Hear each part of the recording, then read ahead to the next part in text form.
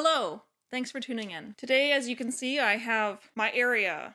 It's not done, but it's, can you see on the wall? There's paint. It's good. I have a sofa. I have this pillow. Anyway, thanks for tuning in. I have a couple questions for you. Do you find that you avoid social situations because you are scared, out of fear of being judged or ridiculed or seen negatively in any way? Do you find it difficult to eat in front of other people or attend parties or events where you're going to be the center of attention? Basically, do you find yourself anxious in social situations?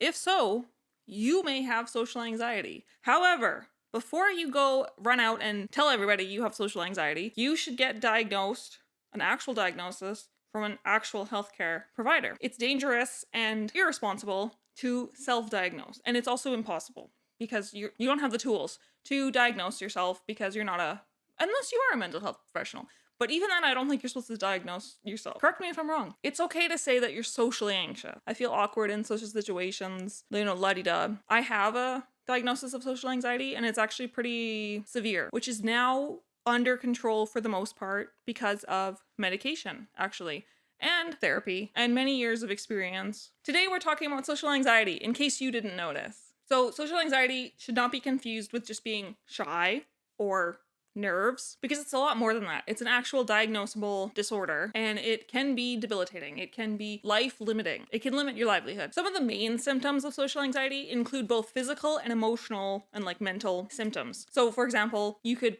blush. I've done that. I once had to do a reading in front of a group of students. We were doing poetry, after school poetry sessions, and I did a reading of my poem, and my face was just red, apparently.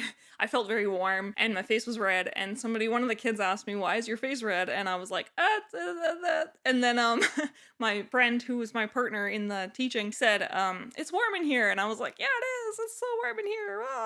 And I was trying to, get my face cooled off. Yeah, so you can blush. You might feel tremors. You might sweat excessively. I've done that one as well. Your heart rate might increase, to a rapid extent. You might get a rapid heart rate, is what I should say, I suppose. You might feel that your mind just kind of goes blank. You might feel sick to your stomach. You might assume a rigid posture or speak in a small voice. You may feel self-conscious, and you may feel afraid of being judged, specifically negatively, and you may be afraid of making eye contact. You may have a hard time talking to new people, even if you want to talk to them, and you probably do avoid social situations or situations with new people or people in general. Even when you're familiar with them, sometimes you avoid social situations involving them just because, the anxiety is flaring up at that time. I have various examples of different situations that you might avoid if you have social anxiety. So let me know if any of these ring true for you. Giving a speech, playing a sport, especially a team sport or a sport in front of other people, obviously. Giving a performance, on stage, stage fright, but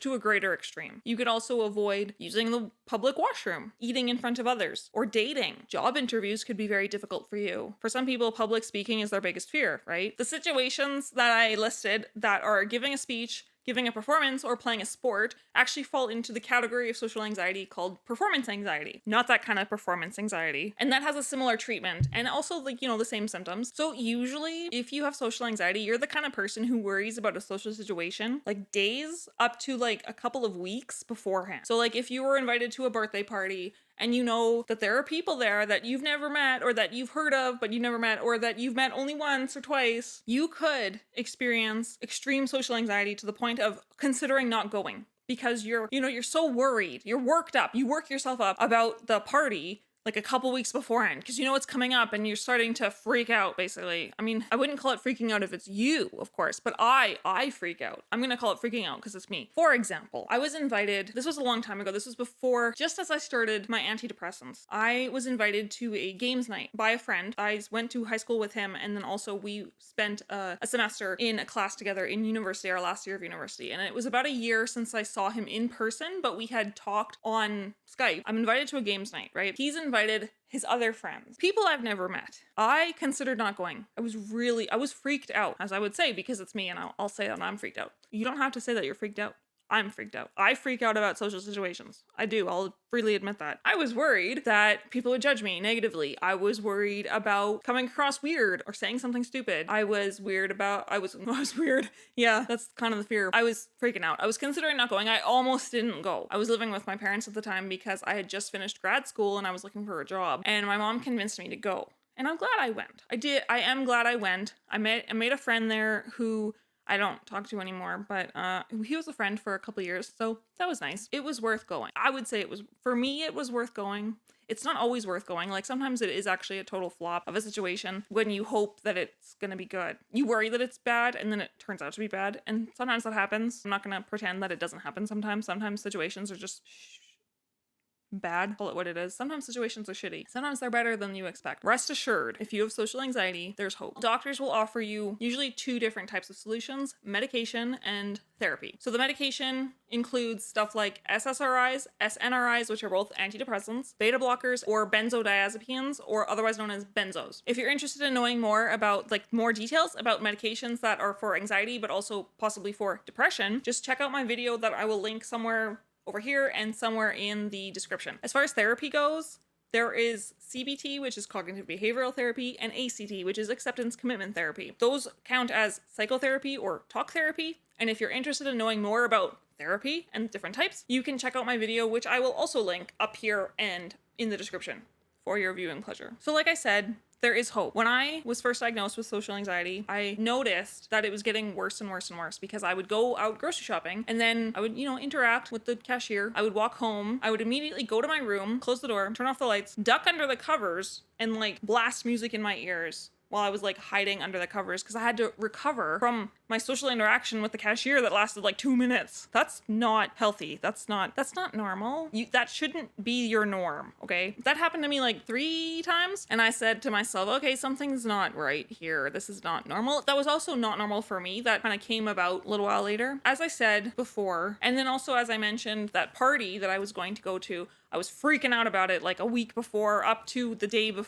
I almost didn't go, but I did, and I'm glad I did. My social anxiety has been made manageable by antidepressants and therapy. So I went from hiding under my covers to actually starting conversations with my coworkers, which is something that, maybe you're at that point where you can't imagine yourself doing that. But with the proper help, you can get there. You can talk to your coworkers. You can talk to the cashier without, freaking out afterwards about how you looked or if you were sweating or if these kinds of little things that you always worry about, But I'm sure you don't freak out. I still worry about social situations. So I'm not cured, because there's no cure. It's just managed. However, I do need mental prep for going through the airport, especially by myself, going to a party, especially with people that I've never met before. If I'm invited by somebody like that games night and I'm going to meet other people, I have to mentally prepare for that. When I was going on dates, I had to mentally prepare. Here's a tip for you if you're dating and you're socially anxious. Meet at a restaurant that you can go to that you're familiar with, because it'll alleviate some of the distress that you might feel,